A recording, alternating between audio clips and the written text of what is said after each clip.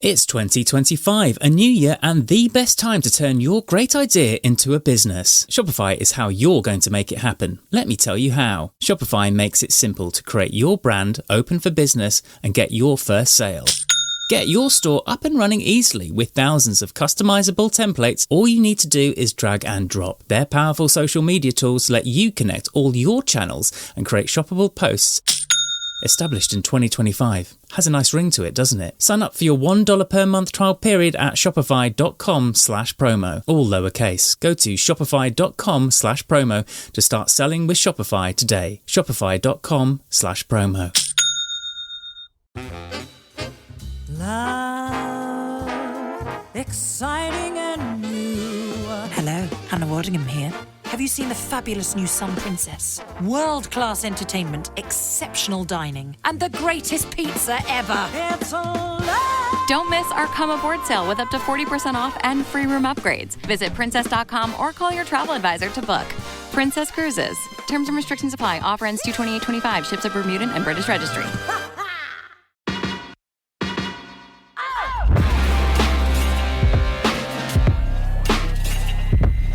Hello and welcome to The Price of Music, the show that looks at the money behind the music industry with me, Steve Lamack, and Music Allies Head of Insight, Stuart Dredge. How's your week been, Stuart? It's been all right, yeah. There's not yet an explosion of news like there has been recently, but I did spend a happy half an hour getting to the bottom of the Super Bowl halftime show on Monday. Right. So that was quite fun, and seeing what happened there, trying to figure out who'd said what and what had happened and who was going to be offended and what it all meant. How about you? Yeah, not a bad week. I'll tell you what, I went to a good little lo-fi punk rock gig in East London last week, which maybe, I don't know if you've noticed this, but there's a whole early 90s slacker guitar thing coming back in at grassroots level. And then I was down at the Windmill in Brixton last night, and there was another one of these groups. So last Tuesday in East London, I saw this band who I quite liked called Middleman, who had this sort of slacker thing about them. And then another band last night, I saw a group called Thistle, who reminds me a bit of Dinosaur Jr. in places. But I tell you, not a bad night down the Windmill Monday nights. It's new band night on a Monday night. 4 bands, £6. An absolute bargain. And these are young people, yeah? It's not like old people my age playing 90s stuff. They're young folk. Yeah, it's a whole new generation and a very young audience as well.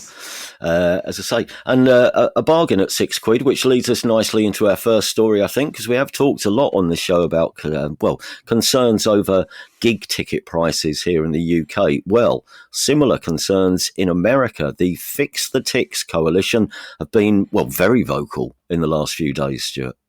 Yeah, they have. And I can sort of explain the background to this, because Fix the Ticks is a coalition of companies from the music industry who have kind of got strong views on ticketing and how it should be reformed. And it's everyone from, it's run by the National Independent Venues Association. Mm-hmm. And it's got Universal Music Group, it's got the labels body, the RA. So it's a big it's like the music industries. It puts out the views on ticketing and it campaigns. And the other thing I've learned about the US is, how here we have a bill going through Parliament. Mm-hmm. And it's like it gets voted on and amended and debated and maybe becomes law. Yeah. In the US, it seems quite normal for there to be a bunch of different bills, some of which directly contradict one another, that are all kind of bobbing around at the same time. And you're never quite sure and then one of these things is called the Ticket Act, which has been around for a while. And it nearly became law right at the end of Joe Biden's administration last year. Didn't, but now it's kind of been reintroduced for another go. And it sounds quite good. It would make hidden ticket fees illegal. Right. It would ban speculative sales. So, when someone is like, I'm selling this many tickets for this concert, even though they haven't got those tickets yet because they haven't been on sale. Oh, yeah, So it would ban that. It would set out refund requirements. So if a show is postponed or cancelled, there'd be quite strong rules on this, how refunds will work. And it would launch a new study into the use of bots, so computer software to kind of hoover up tickets. Which sounds like good things, but then Fix the Ticks put this thing out saying, we think some of this stuff is good, but we think there's lots of loopholes still. Right. So they want to, it's stuff like they want there to be more powers to fine companies in secondary ticketing who do the wrong thing. They want to crack down on bots hard rather than just launch a study of what they're doing. Yeah. They want to make sure that resold tickets online, they list the seat and section this obviously applies to seated gigs. Yeah. Which kind of means you know what you're getting if you're buying it, but it also might make it easier to cancel those tickets if the promoter decides not to do that. So kind of there's this bill. It's got the support of companies in the secondary ticketing world because they put out their own press release saying this is brilliant. But the music industry is saying, hang on a minute, we think there's loopholes here. You need to fix them. Fix them. The Fix the Ticks was to fix the loopholes. Yeah. But it is. But like you say, it's kind of the US is seeing a similar debate about, I think everyone there seems to agree that some kind of reforms are needed for ticketing. But some people say it's all about secondary ticketing and bots. Other people say it's about breaking up Ticketmaster and Live Nation, and that's the big problem. Yeah. And you've got this kind of mini blizzard of bills, or you had it in the last few years, each kind of taking aim at one part of that or from one person's perspective. So from over here, it's hard to work out, will this become law? Is this going to be the one that comes through? But yeah, everyone's arguing, in short. It's interesting, isn't it, that this is being debated in America at the same point that the government here have just launched that consultation on, well, ostensibly secondary ticketing, but they're also looking at other aspects of live music and ticket prices in the UK. Talking of which, I'd found, because I started wondering how much of ticket prices gone up and whether there had been any research into this recently. And the one report, the latest report I could find, was something which the BBC published last year, claiming that ticket prices shot up by 23% in 2023 alone. And that was on top of the fact that ticket prices had gone up 19% since the pandemic. It also claimed that the average ticket price for the top 100 tours, so the big tours of 2023 around the world, the average ticket price was £101. According to Polestar, a trade publication, which tracks themes in the live music industry. £101 for top-end gigs. But as I say, obviously, while that's going on over there, in a weird moment of synchronicity, the boss of Ticketmaster UK was being questioned by members of the British government. I don't know if you saw this. Andrew Parsons appeared before the Business and Trade Select Committee last week, which is a separate thing to the secondary ticketing consultation, which is also ongoing. But MPs, as I understand it, called him in to come and talk about, well, mainly ticket prices, I think, as well as some of the practices, and the concept of dynamic pricing. But prices were uppermost in their thoughts. And I read some of the report of the select committee meeting, and they weren't taking any prisoners, these MPs, which I suspect that's because there are probably some MPs who think Ticketmaster have been sort of dragging their heels, really, on this subject. But one MP, Liam Byrne MP, apparently said that Ticketmaster were, and I'll quote Mr. Payne here, he said they were basically ripping off fans. To which Mr. Parsons, in his defence, responded, well, essentially he said, look, we don't set the prices. Don't blame us for the price of a ticket. It's the band and the promoter who work out them sums. We just sell the tickets. That's all we do. That's our job. But there was, as I mentioned, I think, some discussion about dynamic pricing, and there was two interesting bits here. If you read into what Mr. Parsons was saying, was that, well, firstly, when he said we work closely with event organisers to be able to sell tickets at the prices that they've determined, he added, there's no technology-driven change to those prices. They are prices which humans have agreed to. There's not a computer or a bot behind it, which backs up what we've been hearing on the grapevine, that Ticketmaster simply, they don't have the kind of software that can react to online demand and increase prices automatically. That was the first thing. And then secondly, and I mean, this next point, I mean, it could partly be an attempt to draw attention away from, the big rise in ticket prices for major artists. But he went on to say, yes, while there are big headline tickets going for a song, he told the committee that these are, I quote again, a small minority of the shows that we are selling. In fact, some research does show that around 75% of the tickets that we are selling at the moment are under £35. So I think it would be misleading to take the view that all tickets are overpriced. So again, I think what he's trying to do here. He's trying to make the point on behalf of Ticketmaster that look, not all tickets are £100 plus, and also not all our gigs sell out. I don't know whether that's going to curry any sympathy amongst MPs. We shall wait and see. I'll tell you who isn't feeling a lot of goodwill though towards Ticketmaster this week. Anyone who's had their Oasis tickets cancelled after being accused of being a bot. Ticketmaster have contacted a number of Oasis ticket holders, we're told, and withdrawn their tickets, saying that they had identified that bots were used to make the purchase. What's the latest on this? Yeah, do you know, it's one of the things it's one of the things we suffer in first world problems now, is when you fail a test to not be a bot. Yeah. Like, I failed a capture test the other day. I had to kind of tap on every picture that had a caterpillar in it, and I got it wrong. And it was like, no, you're a bot. And I was like, look, I've got bad eyesight. That's a human problem. But yeah, so I think this is the follow on from, I guess, last year's Oasis ticket on sale. And we kind of knew, I think they said then that the promoters and Ticketmaster would be cracking down on people they thought had got these tickets through or gotten gains. And yeah, a bunch of humans, like you say, have been sent emails saying you identified using bots, were cancelling your tickets. Although I kind of like the headlines were very much like tickets cancelled, fans distraught, all terrible. And then when you read it, it goes, actually, you can fill in a form kind of saying, I'm not a bot, and the promoters will review it. And my suspicion is all the fans who've been in the press complaining, saying, look, I'm a human being, I suspect they will get their tickets still, because there will be a review process. So it's not like everything's been cancelled and they've got no recourse. But yeah, I mean, it made me think though, like, it does make you think how accurate are the technologies used to detect bots, because it's a constantly developing area of technology, isn't it? And I think inevitable, some humans are going to get caught in this crossfire of trying to figure out who's an automated bit of software and who's not. Well, I think this is the worst thing, isn't it, for anyone who has had their ticket revoked, is that you're sitting there going, why me?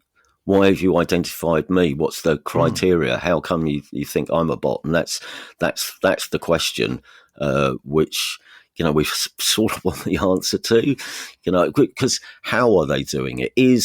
Are they filtering through? What are they looking for? Is it an unfamiliar email address? Is it a too familiar email address that comes up too much? How do you? Is it 17 tabs open, which I feel is the modern music fan's strategy for trying to get tickets? You try and get in as many times as you can as a human.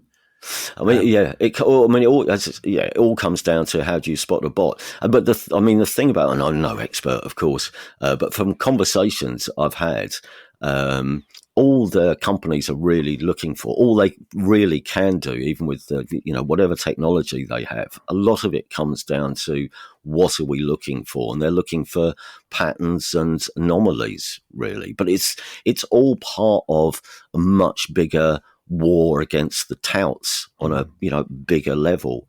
And this comes back to the US, really. Like, I think we music fans, we want these companies to be cracking down on people using bots to hoover up all the tickets and sell them from Flip. So we want, and I think it's one of those things where I genuinely, I mean, I can't imagine, I would be distraught if this happened to me. So I'm very much sympathetic. But I'm not sure how you avoid it happening. But as long as you have that review process for someone to say, no, hang on, you've got this wrong. I am a human. I didn't use any bot software, which seems to be the case here. But yeah, it's pretty harsh. Do you know the best thing about the story, though, when I was researching it? Go on. I found myself on one of those tabloid news websites, which I won't name, and I clicked on one of the clickbait stories underneath it. You know, when you can keep clicking on things.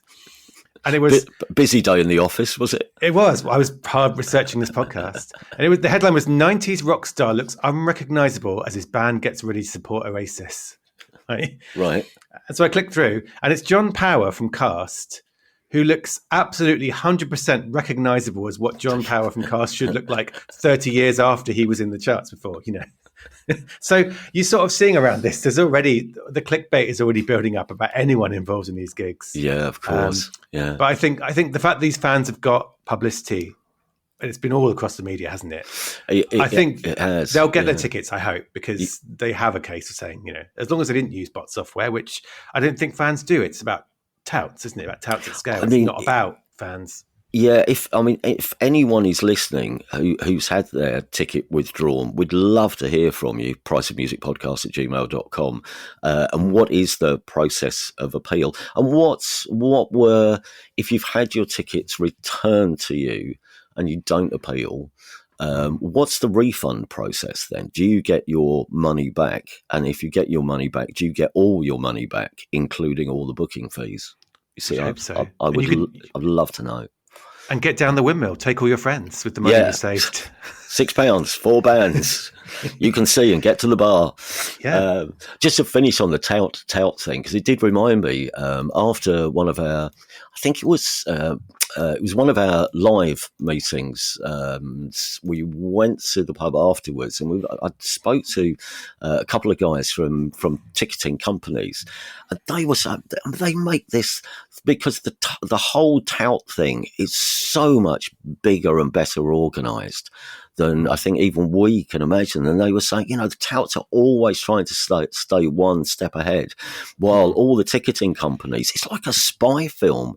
The ticketing companies they're out gaining intelligence on where the touts are, might strike next, because they're always moving around the world. And you'll suddenly get a big tour will go on sale, and someone in the know will say, expect a block booking from, and just pick a random country like Belgium or some just anywhere, because they're always, and they're all also always using the touts' false addresses. They get false details, and I think probably all that kind of behaviour, all that mechanic that they're using involves using all this data. And I think that's the problem. That's why ordinary music fans are getting caught up in all this, because and also, like you said, it is an ongoing attritional war between the live industry and the touts. And like you said, I think those fans are going, why you decided I was a bot? And of course, by definition, Ticketmaster can't explain it, can't say, here is exactly what we look for that spots a bot. Because if they put that information public, the bot developers go, right, okay, that's our menu of what we need to avoid now. And, they have to be, by necessity, they have to be completely untransparent about how this technology works, because that's the only way they can fight the bots. So it's frustrating for fans being caught in the middle of it, but hopefully everyone will get their tickets back and it will be sorted out. My dad works in B2B marketing. He came by my school for career day and said he was a big ROAS man. Then he told everyone how much he loved calculating his return on ad spend. My friends still laugh at me to this day. Not everyone gets B2B, but with LinkedIn, you'll be able to reach people who do. Get a $100 credit on your next ad campaign. Go to linkedin.com/results to claim your credit. That's linkedin.com/results. Terms and conditions apply. LinkedIn, the place to be, to be. This episode is brought to you by Nerds Gummy Clusters, the sweet treat that always elevates the vibe. With a sweet gummy surrounded with tangy, crunchy nerds, every bite of Nerds Gummy Clusters brings you a whole new world of flavor. Whether it's game night, on the way to a concert, or kicking back with your crew, unleash your senses with Nerds Gummy Clusters. Elsewhere, the Ivors Academy say that the rules around songwriters' pay and protections need urgent reform. Just to make sure everyone knows what and who we're talking about, what's the Ivors Academy? Yeah, so the Ivors Academy is the industry organisation that represents songwriters in the UK, but also they have a global thing. And they run the Ivors Awards, the Ivor Novello Awards, as they used to be. So that they're kind of the biggest, which is the biggest, booziest industry awards I've ever been to, because it starts at midday and everyone goes to the pub afterwards.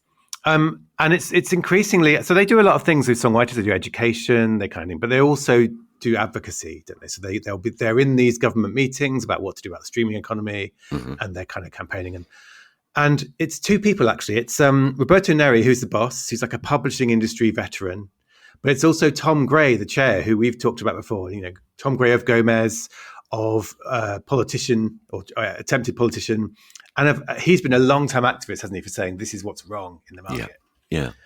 So basically, this week, the government's holding this series of working groups to kind of figure out how to reform the music industry. And one of them is on remuneration, which I'm getting better and better at saying every time we cover it. How musicians get paid. And it's basically a room full of the industry bodies who have a range of views, sometimes very directly opposed about what should be done.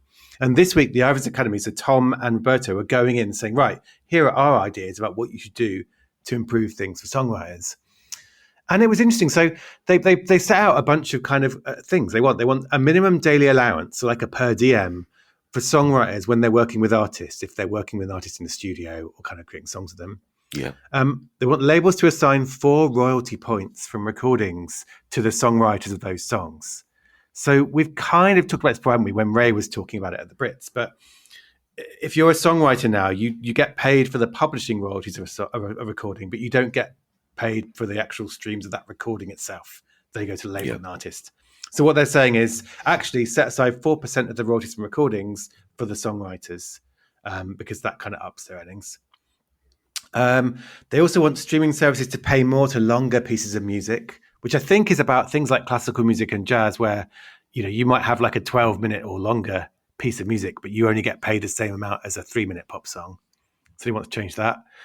And they want streaming services to kind of, they say, like, ensure the song is fairly valued by engaging in negotiations with publishers in parallel with labels. So this is getting back to this talking point that recordings take a bigger share of streaming revenues than compositions, the underlying songs. And one of the things that publishers have said is that that's because the labels sort their deals with streaming services, and then what's left goes to publishers. So we can't say we want a bigger share. We don't think. So they want to fix that. And they also want the government to introduce contract adjustment mechanisms. So I've been learning all these new terms this week. But this is about, essentially, if you signed a contract a long time ago and it turns out those terms were unfair and you're not being paid enough, it gives you that right to go back and renegotiate and say, look, I want to renegotiate this. So it's kind of this slit of things. And I would say if the labels and the label bodies sitting in that meeting would have been like, kind of mystically, no. This is kind of not what they think should be done. But this is what the Oasis Academy thinks would improve pay. And they actually, I don't know if you saw the Grammys. I don't know if you stayed up to watch the Grammys. I didn't. But Chapel Rowan won Best New Artist, and she gave this speech. And part of her speech was calling on the music industry to kind of give musicians a living wage, pay them a living wage, and pay for their healthcare, which is obviously a US issue, paying for healthcare, because if you don't have paid healthcare, you're in trouble. But the Oasis Academy sort of seized on that and said, look, she said this at the Grammys, we're going to take this on now and say, yeah, these are the concrete measures you can do to make sure that songwriters have a living wage and can sustain themselves and things can be improved. But I don't know what the reaction was. They announced it before they went into the room. Right. So I wanted to be a fly on the wall looking at the faces to gauge what labels thought of it. Yeah. But the real audience was, what's his name? Is it Sir Chris Bryant, the minister? Yeah, it is. I believe he was at this meeting, and I think he is the real audience for that. They're trying to convince him that the government should take this up and make it happen. But I don't know what the reaction was. We shall see. We'll keep an eye on that story. New research from your own backyard, Stuart. New Music Ally research shows that the UK's music business is recording record revenues, but simultaneously struggling to break new acts. Tell us about this. Yeah, well, this is a thing, not to plug us, but this is a thing we do every month. We do a country profile looking at a different place around the world and what's happening there. And the UK was the latest one. It's written by a journalist called Ben Cardew, who's really good. He talks to a lot of people. And yeah, it kind of covered the stuff we've sort of talked about before, in that terms of everything was up last year in terms of listening was up nearly 10%, streams were up 11%, spending was a 20-year high, 2.4 billion quid. And apparently there's more than 30 million streaming subscribers in the UK now. So people who are using a paid streaming service. And we've only got, I think it's like 68.5 million people in the UK. So it's not quite half, but it's getting towards half the population paying, which is good. But then the stuff we've talked about before is, I think 9 of the top 40 tracks here were by British artists last year. There were no British acts in Spotify's top 10 artists or tracks or albums.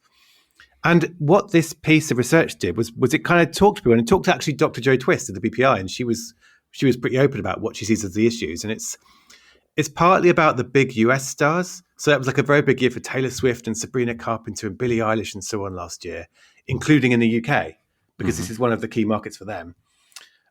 It's partly about countries in Europe having really strong local scenes. So like loads of German acts in Germany are doing really well, singing in German as well. Same in France. So that those markets are maybe it's less fertile ground for British artists to import because they've got loads of brilliant local acts. And then it's also about K-pop artists and Afrobeats artists and Latin American reggaeton artists, like this new world we're in where stuff can come from anywhere. And it's all coming together for the UK to make people say, hang on a minute, we're not breaking superstars. But I wanted to pick you up. Oh, go on.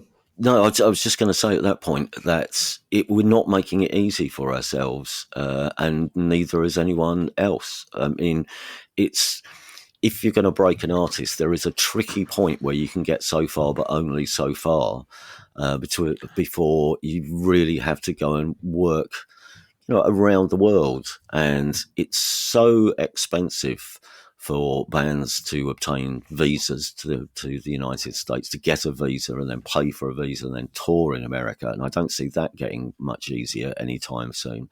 And of course, post-Brexit, it's incredibly difficult and again, slightly more expensive now to go and tour around Europe. You've got to fill in all the carnet forms again. We've gone back in time to when it used to be really hard touring Europe in the 80s. And there's a lot. So we can't go to, so there would be less British bands probably going to places like Germany. And it's that, so we get this, you get to a level, but you can't get any further than that. I think that's one observation about this. Definitely, I think so. And it's weird because two things came out. Well, two things in my mind from this piece of research. One is I did an interview the other week, which I haven't written yet, with someone, and they were talking about the risks to the UK of trying to become a mini-me of America. Like, if we judge us by why can't we break our own Sabrina Carpenter, the answer is that she's always going to have a bigger marketing budget than the British version. Like, if we're just trying to follow what the US is doing, they're bigger, they've got more money. So it needs to be about finding your kind of local thing. And riffing on from that, in this article, it talked about actually, it's not just about superstars. It's not just about top of the charts. And actually, the people Ben talked to for this article were talking about, there's lots of exciting stuff going on in the UK below the kind of top 10. There's British jazz artists, for example, have been having a moment for a while now, haven't they? Not just things like Mercury Prize, but in terms of filling rooms, in terms of, that's been going on. There was a mention of this thing called Britcore. I don't know if you've heard of this. No, what is Britcore? It's a new trend. It's basically a trend that's championing British rock bands, but it's on TikTok and places like that. So actually, it's apparently it's combining British rock bands with kind of meme culture. So It's basically young kids applying the way they talk about music to British rock bands and then finding traction. So on TikTok now, you have this Britcore thing, which is about bands, which is quite exciting. Central C, people mention as well. It's like, actually, there has been a breakout British star in the last kind of couple of years. Central C did really well in the US. And there's like a surge in British rap from outside London as well. Like, there's all this stuff going on. And like, people were saying, look, don't just look at how many people are in the top 10. Look at the culture and look at the scenes. And that's also a measure. And so I actually came out after reading this article thinking, actually, it's not just a worrying, terrible time when no one's succeeding. It's just success is maybe below that radar of top 10 artists on Spotify, top of the charts at the end of the year lists. So, but won't the British music industry at some point need they need flagship acts? Though otherwise their power on the global stage is diminished, do you think? There is that, and I think that's the worry about, it's about kind of the competing with the BTSs, competing with the kind of Taylor Swifts, and I guess who'd be the last one? I guess Ed Sheeran. Dua Lipa kind of, but then her second album didn't do quite as well as everyone was hoping. Did it? It didn't push on to the extent maybe. So it's been a while since we've had that level. And I think a lot of this comes back to politicians and policies. Unfortunately, we talk about that a lot. But this idea of what support does the industry need? And I think maybe there's this message emerging, like, actually, we need certain kinds of help that will help us to break superstar artists. But also, and we talk endlessly about grassroots music, but I think that's part of this debate too, saying, actually, we need those levels supported so that not just the future superstars can play, but also these really interesting scenes that could become the next pool, I guess, of talent. So weirdly, I came out of this feeling more optimistic. Like, there's stuff going on, but it's like, okay, what does it need now to push it on and to kind of support it? whether that's... I mean, we have to. I mean, there are so many questions, really, and observations around this. I mean, for one thing, I mean, any of us could be getting it wrong as well, and that's the reason why we're not breaking artists. I mean, it could be maybe the A&R people at the big labels are just signing the wrong things. Maybe they're signing things that don't have that level of popularity in them. Maybe it's the media's fault. Maybe we're out of touch, and the artists who are being championed aren't as aren't the sort of acts that a lot of people out there are going to be into. That's the thing. So it could be a whole load of reasons. Just we badly market bands. I think there's another thing as well that you're right. There is always loads of great stuff going on at grassroots level. It's what then captures the imagination at the centre of pop music. What's accessible enough to a big enough audience to make it into the top 40. And I guess it's harder and harder to get to that level because we're so good at coming up with new artists, and there are so many of them. The problem is, because there's two finites here, aren't there? One is the amount of time people have to listen to music, and the second is the amount of money people have to engage with music. And the more stuff that's out there, and we've got so much stuff, there are thousands of bands and acts out there at the moment, and they're increasing all the time, it feels. But that means there is less time to spend with each. The time stays the same, but if the amount of bands increases, and the money stays the same, but if the amount of artists increases, the time and the money is spread more thinly. Do you see what I mean? It's got to be shared out amongst more and more musicians, which is it's harder for the artists to earn a living out of it, their craft, but it's also harder to then get to the next level because you need a bit of money and you need a bit of support and you need a bit of profile to get to the next step, and then you've got to do it all over again and so on until you make your breakthrough. Exactly. So the other thing, it's complicated, I think. It is. And the other thing I think is that a lot of this stuff, when we worry about things, it's based on recorded music only, isn't it? It's based on charts.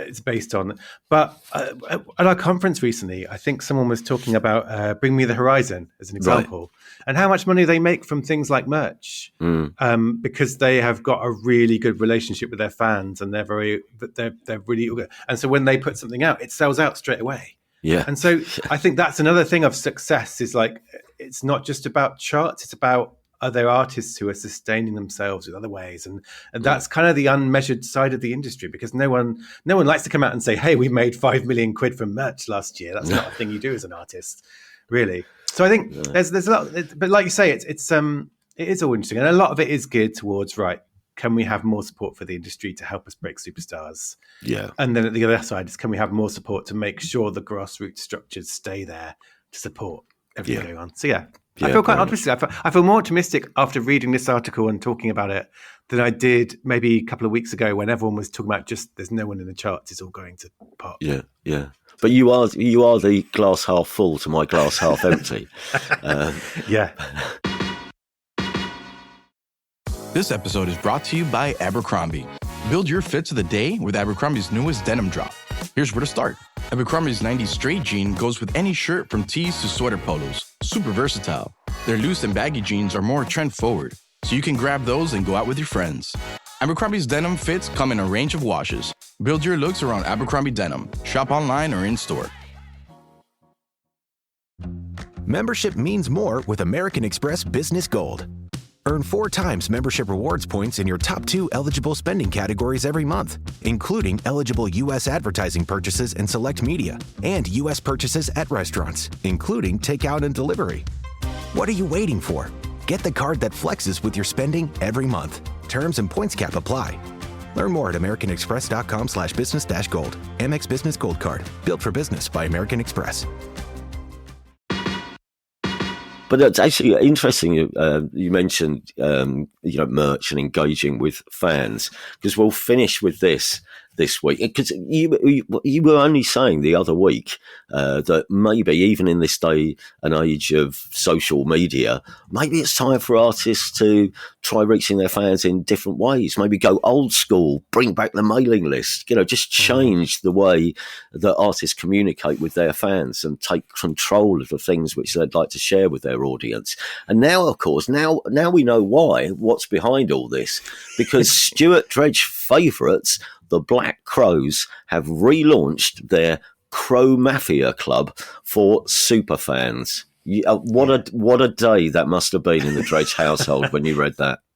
Do you know, it broke the same day Dolly Parton announced a new wine. It was like, it was catnip podcast day. Okay, so I'm going to talk about this in a way. I'm going to pitch you on this fan club. Okay. And try and sell it to you. All but try and make it relevant to everyone who doesn't give a toss about the Black Crowes, which I appreciate. But yeah, so Crowe-Mafia was actually their fan club in the old days when they were huge, and it was like a traditional fan club. And there's a really funny video of, I think they appeared on is it Jimmy Fallon, the US talk show host? And he was like, I was a member, and he showed them his badge, on the show. And now it's back in a digital sense. So basically you pay $10 a month and you get, and it's so you get new and unreleased songs. You get to see unseen live footage. So they've been kind of basically digging in their vaults, the band's vaults of everything they've got. There'll be new live streams. There'll be a community chat. You'll get first dibs on pre-sale tickets. You get to get into the venues early for everyone else. And this is the thing I think might make you run for your wallet now. You get a Sew On Black Crowes patch for your clothes. A physical patch. This sounds like the fan clubs that comics in the 70s used to. You might as well join the Beano fan club or something. Or you get a little wallet and a card. Do you know, my first thing I joined was Newsround had their press pack. I was a Newsround baby journalist. And you got a badge then. But so they're using this app called Chorus, which is one of those super fan startups. And I think it has Modest Mouse and Belle and Sebastian also on its roster. So really? The Black Crowes, Belle and Sebastian link that I never expected to talk about. But I've been thinking, this is where I want to pick your brains, because if there's any band I'm going to pay a tenner a month to, it would be the Black Crowes, because I've grown up loving them. And there's really strong, the culture around the band. And I think this is a lot of bands have this. Fans, those rarities are famous. A lot of Black Crowes fans could tell you about the songs they recorded but didn't release, the famous live performances. There's a kind of a whole culture of people understanding what these rarities are and why it's exciting they're being released finally. So it could tap into that. But I'm still a bit okay, but are they really going to do it? Is this going to be great, or are they going to lose interest after 2 months and 3 months and it won't be anything? Right. And so I'm still on the fence. As much as I should be here's my tenner straight away. Yeah, I'm always a little bit instinctively, Yeah, because if somebody like Radiohead said they were going to do this, you would trust Radiohead, wouldn't you? Because there's a lot of stuff in the vault, and they would want to make it, a piece of art as well as a piece of marketing. But yes, I don't know. I mean, far be it from me to say put the wallet back in your pocket. Do not. But now you've got to sign up because it's research now. That's true. And we're never going to know the answer to your question, whether they get bored, until you find out whether they get bored or not. So, and it's one. The other thing it made me think, and I think I've mentioned this before, is this is all being fueled by them, the brothers in the band, digging into everything they've ever had. And I remember talking recently to someone who works on archival for bands, and they were saying, when you're a smaller band starting out, keep everything. Catalog everything, archive everything, because you never know when in the future that's going to be valuable. Every demo, everything. I feel like I've grown up on stories of demos being found in lofts. That seemed to be the way you stored things in the orders. You stick it in a box somewhere and hide it in the garage. Or your parents would keep it. It's a good point. So in every band, there should be at least one hoarder who just keeps everything. Yeah, and because everything is digital now, it's simultaneously easy to keep and easy to lose and delete. So, but this stuff, it is, if you become that kind of band where people do care about hearing the demo you recorded of that song, then, so it's kind of, it's exciting and it's interesting. And I really hope it goes well, because I see the value in me paying some money to sustain an artist I love so they can carry on making new music too. And although the Black Crowes are playing big gigs as well, they're making money nowadays. Mm-hmm. But yeah, I mean, I was going to ask you, do you ever have that thought about, are there any bands that you would instantly go, right, tenner a month, done? I think I would chop and change. That's the only problem, is that there is a point where you go, yeah, I'm just so fascinated or so into this thing. I don't know. Actually, I think in a way there are some record labels which I'd probably give £10 to, as much as some artists as well, just to see whether it's Trojan Records or Domino Records, or even what Simon Raymond at Bella Union got. And I know a lot of labels do singles clubs or subscription services, don't they? Third Man Records at the moment, actually, I mean, they've got one which is really, as you can imagine, Jack White doesn't lose interest in putting out limited editions for people who've subscribed. In fact, I think with one of their release, what they do, they have a thing called The Vault, where they just press up something from the vault and give it to people who've subscribed. But bands, there are. I'd cheerfully give Hamish Hawke a tenner at the moment, just because he's at that stage where you think probably not really. He's given up his job, but he can't lounge around. And if you sold it to me as, look, does he stay on the road and keep earning a little bit of money, or would you like to spend a tenner a month so he can put his feet up and write, that he can be in a rehearsal room with his band? Yes, I probably would. I don't know, and then, but that's almost like going back to the old crowdfunding, isn't it? I will give you some money so that you can get on with your art. And that's the thing, and this is the point I had, which is more general, which is that I think we've talked about superfans quite a bit. And last year there was the superfans buzzword was interesting. It was all about there's so much money to be made here from superfans. And this year, that discussion I think is evolving into, it's not about rinsing those people, and it's the worst thing if you say I've got superfans. How can I take? It's all about. It's it's about what do they want and serving them. Like, what do they actually want from you? Whether that is, and it's also about that idea about people want to give you money to help you sustain yourself. And it's not about trying to sell them any old shit. It's about them wanting you to be able to carry on doing what you do and finding that happy medium where, you're kind of, so it's, I think the conversation around all this stuff is evolving to a better place than just sell them shit, which is last year's conversation. So in this case, and I know I said I was worried about, but generally all the stuff that the Crowes have announced for this, for me as a fan, it ties into what the fan culture is, which was we want the rarities, we want to have that song that everyone talks about as mythically brilliant, but never went on an album because they were fighting at the time. Yeah. So it has been done, I think, with a thought of what do fans want and what will they love. So I love the idea that you can get into a gig early, like. I know. I don't know if that means see the sound check or whether it means just you get a special line. I don't know what that means. Yeah.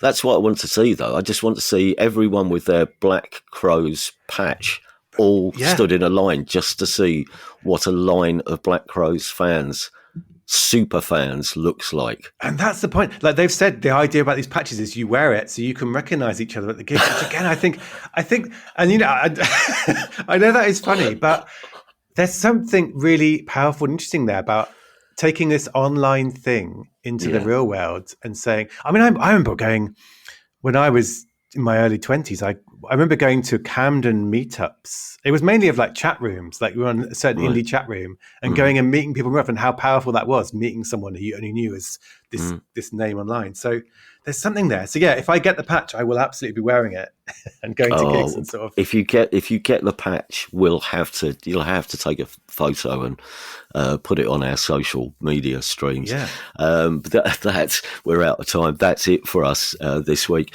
Thank you very much as ever for listening. We do appreciate it. Please feel free to tell friends and passing musical acquaintances about us, because every little helps, believe us. Or if you're feeling just a little flushed and you'd like like to support the show with some loose change, we now have a Patreon page where you can become a Price of Music fan or super fan. That's www.patreon.com/thepriceofmusic. And oh yeah, of course, I should ask for your questions. I promise we will get round to some of your questions very soon. But if you have a question, because it's a while since we've done a questions show, but if you have a question which you'd like answered, or just an inquiry, or you'd like to drop us a line about what we're doing here, just email us at thepriceofmusicpodcast@gmail.com. That's thepriceofmusicpodcast@gmail.com. For now, though, thank you very much again for listening. Take care of yourselves till next week. Bye-bye.